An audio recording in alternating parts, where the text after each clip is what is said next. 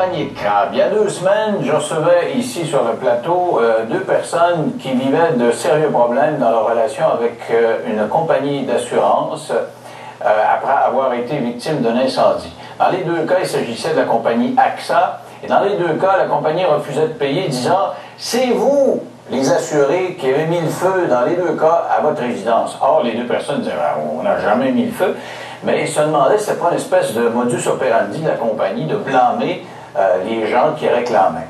Alors, ils sont venus en studio nous raconter leur affaire. Nous, ici, on a eu, après coup, des dizaines de courriels. Et Mme Morin, qui est avec nous ce soir, en a reçu également. À JA, ils en ont reçu. D'ailleurs, JA va faire un suivi là-dessus. Alors, on parlait de ça avec Mme Nancy Morin, qui est avec nous. Bonsoir, Mme Morin. Bonsoir. Vous avez eu une correspondance de gens qui ont vécu pas mal la même chose que vous? Oui, une correspondance abondante. On a évidemment fait le tri.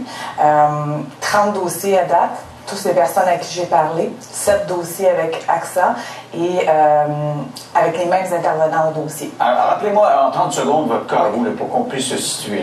Qu'est-ce que vous avez vécu? Alors, notre maison a été incendiée l'année dernière, en août 2010. Nous avons reçu le refus de l'assureur en juin 2011.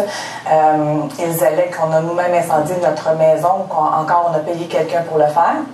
Et le dossier de la police est fermé depuis octobre 2010 et le dossier de la SQ démontre que la cause d'incendie est indéterminée. OK, donc il n'y a pas de cause, les policiers ne vous blâment pas, il n'y a pas d'accusation criminelle, mais ils disent on ne paye pas. Voilà. On a l'intime conviction que c'est vous qui avez mis le feu à la maison. Oui. Et ils ont le droit de faire ça. Oui.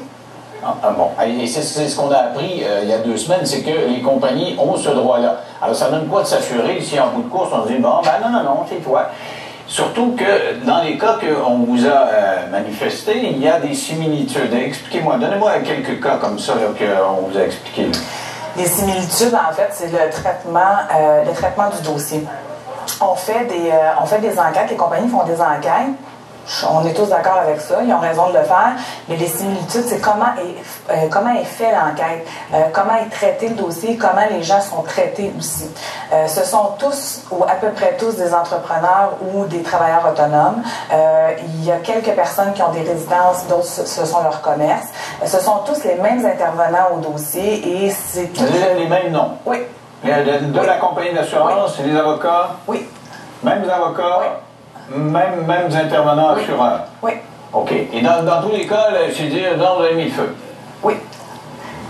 Ceux qui n'ont pas d'allégation d'accusation criminelle d'avoir mis le feu, alors le dossier traîne. Le dossier traîne en longueur parce que ils disent on est toujours dans le processus d'enquête, il nous manque des documents, vous êtes de mauvaise foi, vous ne collaborez pas avec nous. Mais là, les dossiers traînent, la vie des gens... Ça veut dire combien de temps? Ça veut dire 1 an, 2 ans, 3 ans, 4 ans. La vie des gens est en suspens pendant ce temps-là. Les gens n'ont plus de commerce, n'ont plus de résidence. J'ai eu des témoignages. J'ai eu 2 semaines chargées émotivement parce que j'ai eu des gens qui ont fait des tentatives de suicide. Il y a des gens qui sont en dépression, des gens qui sont en dépression majeure, des gens qui ont fait des faillites, des gens qui sont divorcés. C'était très, très, très, très émotif comme démarche. Lors de mon passage ici, j'ai lancé un appel à tous. Très honnêtement, je ne m'attendais jamais à recevoir tout ça. Et ça, c'est vraiment... Ils en ont reçu aussi. J'ai aussi en a reçu. Et le but, c'était aussi... j'ai ouvert une adresse de courriel sur Hotmail parce qu'on s'est rendu compte que les gens avaient peut-être de la difficulté à entrer en contact avec nous. Alors, je pense que cette adresse-là va être sur votre site. Oui, on va le mettre. Là, c'est ici, c'est écrit N. Morin. Oui, N. Morin, écoute, à commercial-hotmail.ca. Alors, j'invite encore une fois les gens qui ont vécu ou qui vivent la même situation que nous à m'écrire. Ce serait plus facile s'ils m'écrivaient un court résumé parce qu'on est vraiment, vraiment inondé là, de courriels. Dans le Journal de Montréal, vous avez sûrement vu ça en fin de semaine. Ils sont allés voir votre compagnie, AXA, enfin les successeurs d'AXA, ceux qui ont acheté ça. Et ils disent notre dossier est béton. Madame Morin, là, on est vraiment sûr, c'est elle qui a mis le feu. Puis il y a les autres qui disent que c'est béton leur dossier. Qu'est-ce que vous répondez à ça? Qu'il y a de la périte dans leur béton? Dans quel sens? Mais je pense que la phrase qui a paru dans les journaux témoigne que nous avions raison de faire ce témoignage-là. Je me souviens plus du nom du monsieur, mais lorsqu'il dit nous sommes en processus d'enquête et nous avons je me souviens plus de la phrase exactement, mais nous sommes encore en processus d'enquête et il nous manque des documents. Alors ma réponse, c'est pourquoi vous m'avez envoyé une lettre au mois de juin en m'accusant d'un acte criminel si vous êtes encore en processus d'enquête puis si vous manquez des documents? C'est totalement incohérent, parce que ça vient appuyer la thèse de dire, écoutez, ça n'a pas de bon sens de la façon que les dossiers sont traités, là. Mais dans les dernières correspondances que vous avez eues, c'était juste pour vous dire, on est persuadé que vous avez mis le feu, là. Il n'y avait plus de demande d'information, là. Non. C'est plus ça, là. En fait, là, alors que dans le journal, il vous demandait, il disait que c'était encore ouvert, là, c'est ça? C'est encore ouvert puisqu'on a déposé une poursuite. Alors là, on est dans le processus légal. Alors là, il redemande encore des documents. J'ai 29 engagements à remplir, encore une fois, à présenter devant la Cour. Là, vous m'avez parlé de tentatives de suicide, des gens qui faisaient faillite oui. et des gens qui ont le moral vraiment dans les talons. Le vôtre, il est comment, là? Parce qu'accueillir tout ça ne doit pas être facile non plus, là? Ou... Non. On essaie toujours de ne pas pleurer à la télé.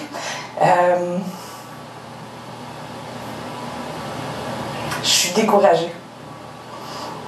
J'ai l'impression d'être une idéaliste puis de me dire tout le monde il est beau, tout le monde il est gentil.